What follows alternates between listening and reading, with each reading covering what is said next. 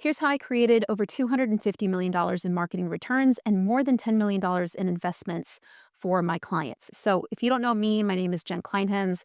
I'm the founder and managing director of marketing psychology consultancy Choice Hacking, where I help businesses double their marketing effectiveness using marketing psychology, behavioral science, and AI so that their sales and profit can double as well. This is going to be a pretty straightforward video. I'm going to walk you through this Google Doc and talk a little bit over it. But if you want to learn more about how to use marketing psychology to grow your business, then you can join the more than 10,000 entrepreneurs, coaches, consultants, and marketers from brands like Google, Coca-Cola, and Disney who are learning to grow their businesses with the power of psychological leverage, outthinking their competition using marketing psychology, behavioral science, and AI. And the best place to do that is choicehacking.com/read, or you can check out the link is in the description below. The first idea or principle is something called the law of compound marketing.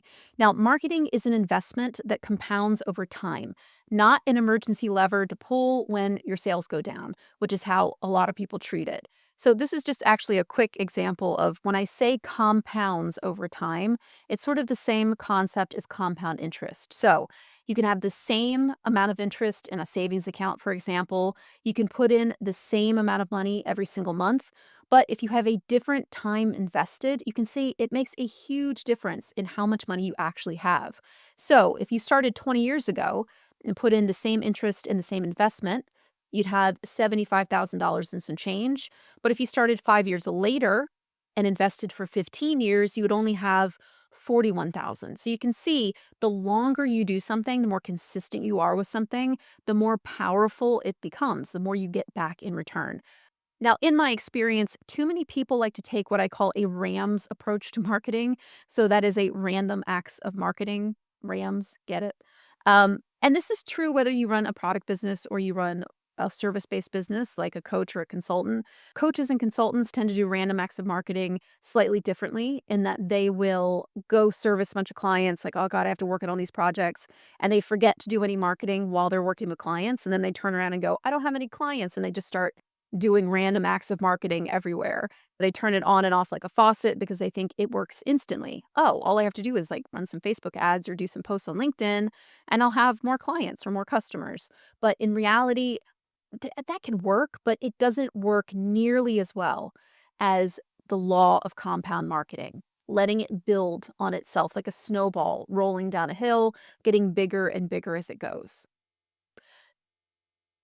And one thing that you'll hear me say if you join the email newsletter or you see me in other places is this idea that the purpose of marketing and brands is really just to build memories so that when it's time for someone to buy something that you sell, whether that's a service or a product, they think of you and they buy from you. That really doesn't happen overnight. You can't build memories inside of someone's head if you just are sporadically kind of posting here and there. Another way to put it is that random acts of marketing are when businesses do marketing without a strategy, so they don't have a reason why. They kind of throw random ideas at a wall to see what sticks, which wastes time, it wastes money, and it sends confusing messages about your business to potential buyers. On the other hand, choice hacking is simple, clear, cohesive, and deliberate, and it's based on the science of psychology, human behavior, and marketing effectiveness. The second principle is that empathy is more important than creativity in marketing. So let me explain myself because sometimes people take out the pitchforks before I have a chance to explain. Basically, I'm not saying that creativity isn't important. It's just not nearly as important as deeply understanding your buyer psychology. And I think we can all kind of agree on that.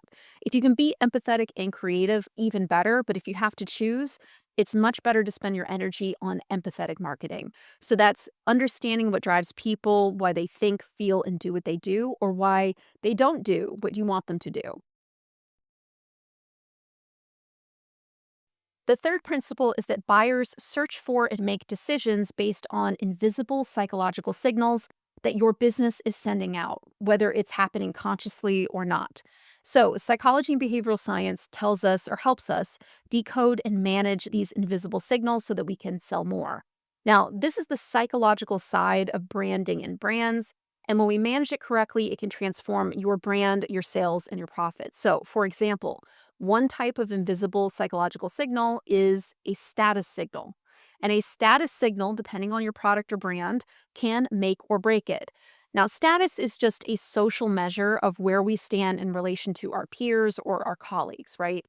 Higher status folks have things and a lifestyle that is generally desired.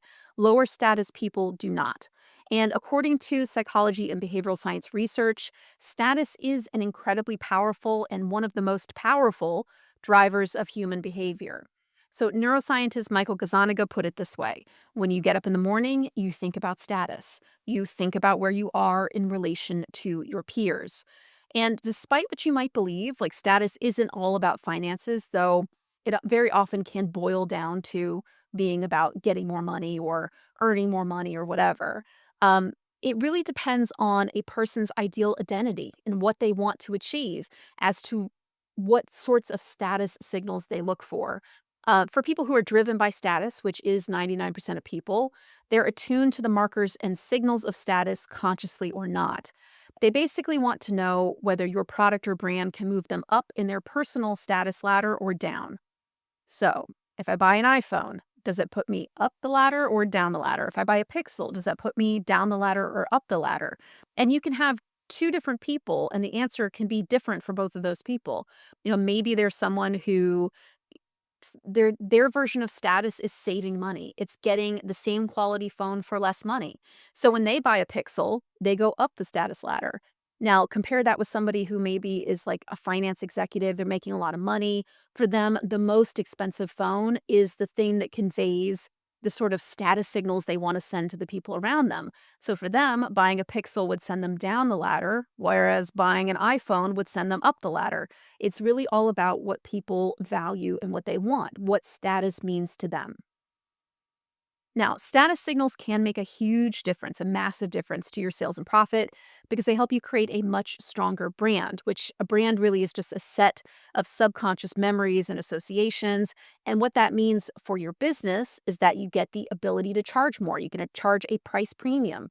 Potentially, you could even become a Veblen good, which just means when the price goes up, the demand goes up, which is really every business's dream. Second, customers make buying from you a brag. Ooh, look at me. I have the new iPhone product or the new Apple product, whatever. Buyers that prioritize your products over others. So brand preference, product preference. And then the last one, I would say most importantly, given the unpredictable world economic situation, would be price elasticity. How much can you raise or lower or change your price before it affects demand up or down? Now, I do talk about status signals quite a bit. In fact, there's an entire 90-minute workshop that I did with my Choice Hacking Pro members where we dive into all the very specific types of status and the types of people for whom this would be a status marker. And then we dive into how different brands and products and services even can use these markers of status so that they can actually charge more for their services. They can be pickier with clients. They can basically make more money and have more cash flow because they understand and manage these status signals. Now, the fourth idea is the idea of the trust funnel and not the sales funnel. The idea of a sales funnel is talked about quite a bit in digital, like online marketing, and it's basically a broken model. But the thing is with the sales funnel is it incentivizes, I think, a lot of really bad behavior on the part of marketers. And for a lot of entrepreneurs and service providers, so if you're a coach or a consultant, or even if you're like a personal trainer or a realtor, you don't always want to feel like you're constantly trying to push people through some kind of funnel that they really don't want to go through. There's a lot of reasons why I do not care for the sales funnel. The number one reason is probably because research says it doesn't really work that way. Okay. Research actually says that the most important factors in whether someone will buy from you are things like clarity. How clear is your actual offer? How well do I understand it? Recency. When's the last time I heard of you? Are you top of mind for me? Memory. Do I remember your brand or business when it's time for me to hire someone who does what you do? If you're a marketing consultant or a marketing agency, and I can't remember that that's what you do, or that you create logos, or you create marketing strategies, or you do email marketing, if I cannot remember that, when it's time for me to hire an agency that does what you do, I just won't pick you. Not because I don't like you, and not because you won't do a good job. I just don't remember that's what you do or remember you. Emotion. So emotions drive so much of our decision making. Trust and attention. Instead of using this outdated sort of sales funnel approach, choice hackers use what's called behavioral based selling to speak to how people actually buy and to not really feel like you're doing sales all the time. So it's sort of like sales without selling. But essentially, you're moving people through a three-step process. And often they're pushing themselves through this process. You don't have to like push them, they kind of pull their way through it, right? Or you pull them and they push themselves from believer to customer to client. It's really very simple. And the thing that I love about behavioral based selling is, again, it allows you to actually sell things and make money and increase cash flow and have more consistent cash flow without feeling like you're a used car salesman. Which, with a lot of the people that I work with, so consultants, coaches, small agency owners, they don't want to feel like they're constantly trying to persuade or convince people. And in behavioral based selling, you don't have to do any of that. The fifth principle is context rules. Not all marketing psychology principles are equally effective. Psychology and behavioral science are incredibly powerful tools for growing sales and profit, but they are only as good as the context in which they're used. So, some principles will work great for certain types of customers, certain brands, particular markets, or specific environments. But those same principles, used the same way, will fail in a different context. Implementation is the secret sauce to how powerful marketing psychology can be. So, I'm going to give you a really quick example of this, sort of a general example. So, creating urgency is a really good way to drive demand. A lot of people use it and it works. But urgency doesn't work the same for every type of business or brand. So, for certain types of businesses, cutting supply will not create urgency. Saying I'm only going to sell 5 of this product won't work for some certain types of products and brands. Only cutting price, only putting things on sale and having an end date for a sale will drive urgency for certain types of brands. For other types of brands, it's all about limiting supply, not lowering price. For others, even, is like a third part, it's a mix of both. You can use scarcity and you can use, or excuse me, you can use limiting supply or scarcity and lowering price, depending on how you pull those levers. Which one you choose really depends on which business you run, who your buyer is, what industry you're in. The sixth principle is something that I call the Febreze effect. So you won't be loved if you can't be remembered. Now, what we call loyalty in business isn't actually loyalty at all. It's really just habit most of the time. And that's why when we create product habits, it's so powerful for growth, for repeat purchases, for long term client relationships. Because, yes, service based businesses can use habit too. But not every single product would benefit from creating a habit, as powerful as it is. It really depends on what you sell and who you sell it to.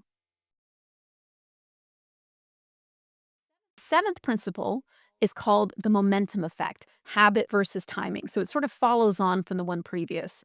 Now, the fate of every business is wrapped up in repeat sales. For most product businesses, it is all about habit, as we said. How can we make using your product or brand something that people buy almost on autopilot? But for other types of businesses, habits just don't work. So for many of them, timing drives sales. People have to be in the market for what they sell. That's why the momentum effect is so important. So once people need what you sell, getting them to higher tiers and additional support is really the move. The eighth principle is really important, not only for marketing, but also for your mental health, and that is to algorithm proof your business.